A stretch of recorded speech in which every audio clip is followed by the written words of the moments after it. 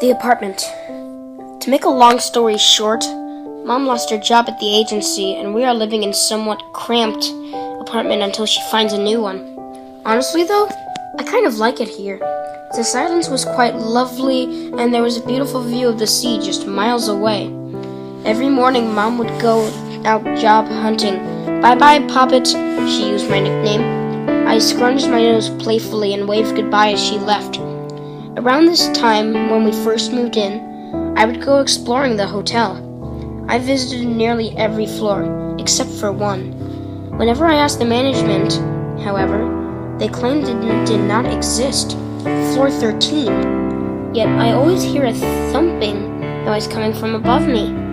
And Mom and I lived on the 12th floor, so if floor 13 does not exist, where does the thumping come from? It wasn't until late October that year when I finally went to look. There was also number 13 on the elevator.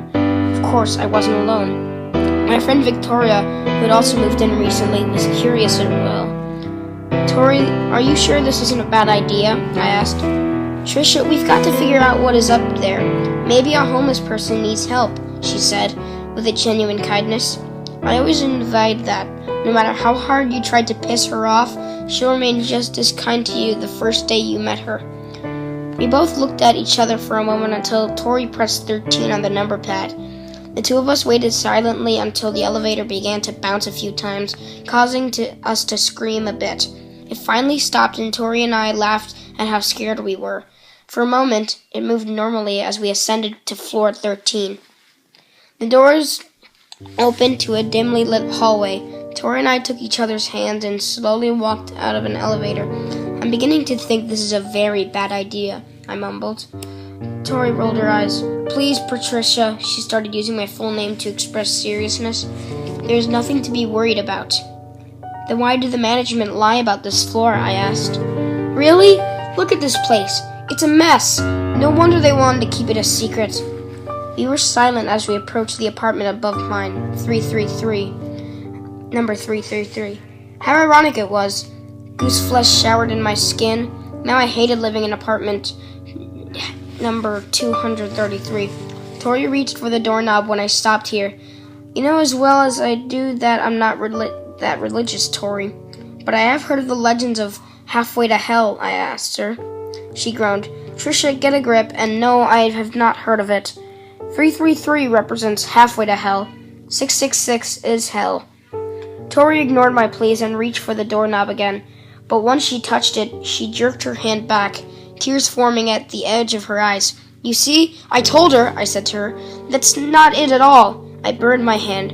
"Just that," she said. I frowned. "Then should we go back?" "There is no way I'm going back after all the courage it took for us to get in the elevator." She scrunched her face, and soon after I did as well. A horrid scent filled my nostrils. I almost threw up right there. "Dear God, what is that wretched stench?" Tori cried out. I turned my head to see a shadowed image meters away from us. "Tori?" I mumbled. She turned her head as well and froze at the spot. "I think we should go now." "Yes," I said, and turned to the elevator, pressing every button. "Damn it, it's not working!" she cried. The shadowed finger began to limp towards us and moan. "Work, work!" I screamed. Soon Tori began screaming as my vision faded to black, still hearing the screams. "Trisha! Trisha!" Tori shook me awake. I wasn't in floor 13. I was in my bed, like it never happened. Was it a dream? "Come on." We both decided to go and explore floor 13 today, remember? She asked.